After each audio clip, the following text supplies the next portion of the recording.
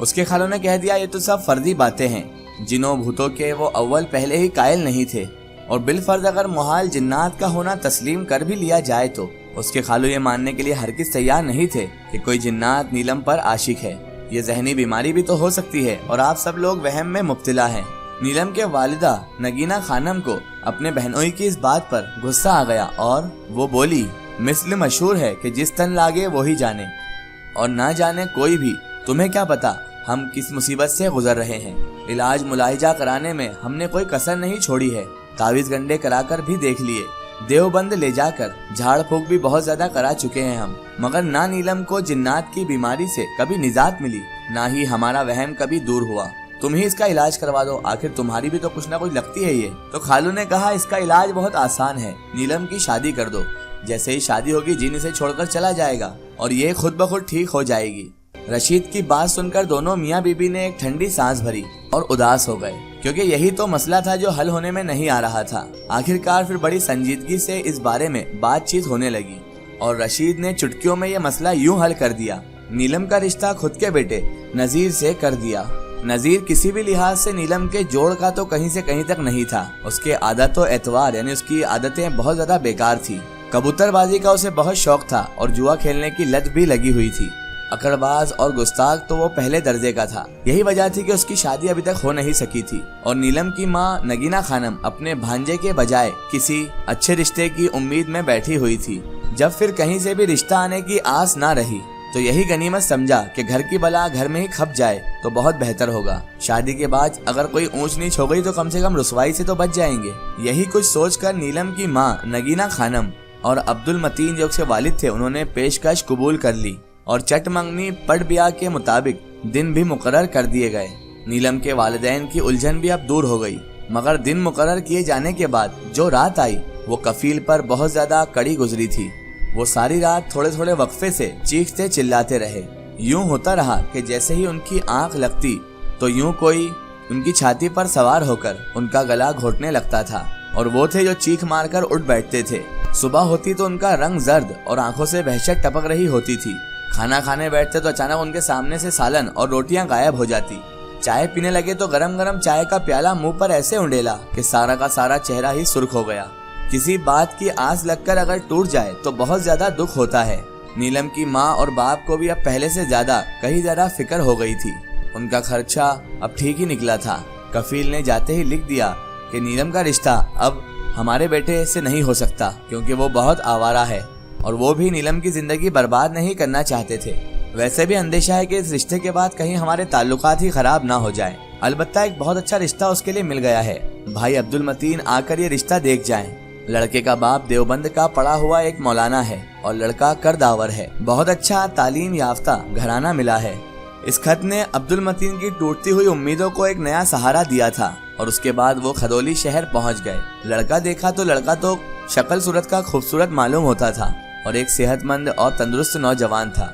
रस्मी बातचीत के बाद अब्दुल मतीन साहब ने मौलवी साहब को अपने घर आने की दावत दे दी। वो लोग जब आए तो नीलम को देखकर रिझ गए।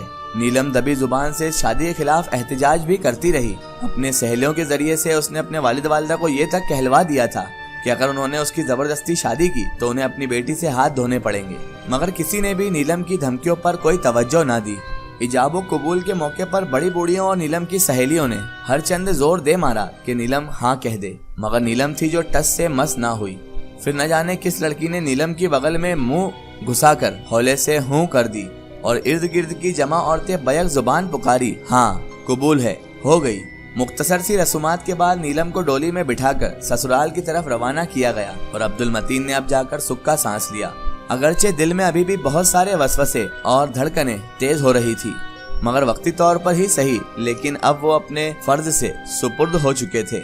लेकिन उनका ये सुकून और इत्मीनान देर तक का साबित ही नहीं हुआ, बल्कि एक जबरदस्त तूफान बनकर उनकी खुशियों और मसरतों को हमेशा के लिए मलियामेट कर गया।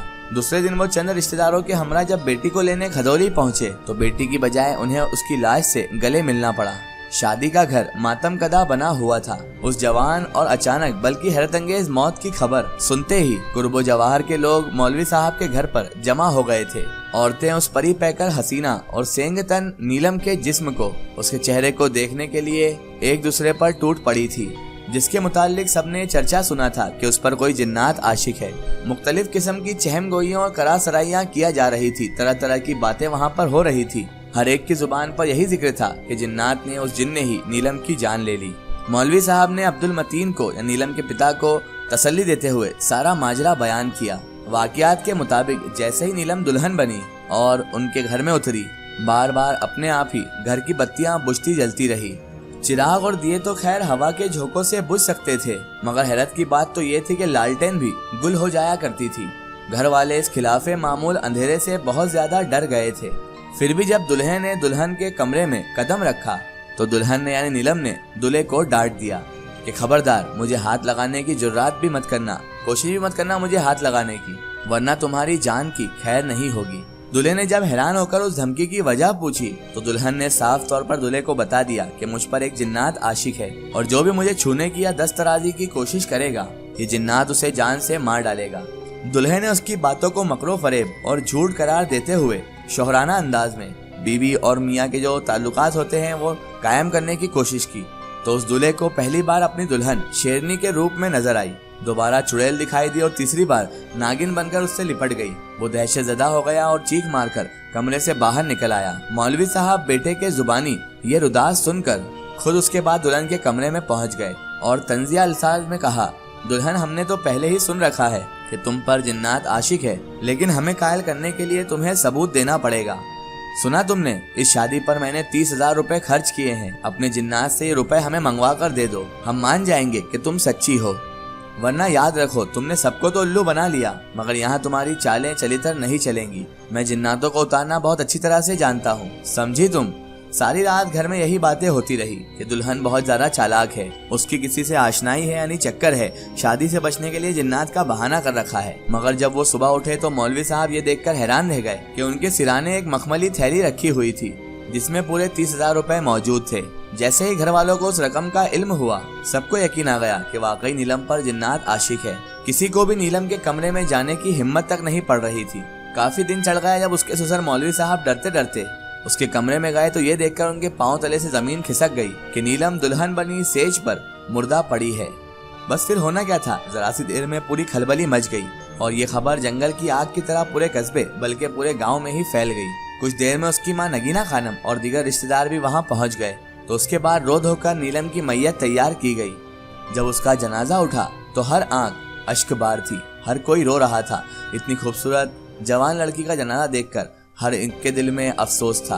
नीलम की माँ थी जो अब धाड़े मार मार कर रोए जा रही थी और नीलम के ससुराल वालों को कोसे भी जा रही थी कि इन्होंने मेरी बच्ची को, फूल सी बच्ची को मार डाला है। जनाजे के साथ इतनी भीड़ थी कि किसी बड़ी से बड़ी शख्सियत के जनाजे में भी इतने लोग आज तक शरीक नहीं हुए थे। जनाजा जब कब्रिस्तान पहुंचा तो कब्र पहले से तैयार थी। 4 आदमियों ने पर्दा ताना और गोरकन ने कहा, जरा संभल कर और खींच कर मैयत उठाना। एक ने सिराने से कफन पकड़ा और दूसरे ने पैर की तरफ से, और कलमाए शहादत कहते हुए मैयत को उठाना चाहा तो कफन ऊपर उठाया। दोनों आदमियों की चीखें निकल गई और कफन हाथ से छूट गया क्योंकि वो खाली हो चुका था। उस जिन्नात का कहना था कि अगर नीलम तुम्हारी शादी हुई तो मैं कफन पहनाकर तुम्हें अपने साथ लेकर चला जाऊंगा, और शायद उस जिन्नात ने अपना वादा पूरा कर दिखाया।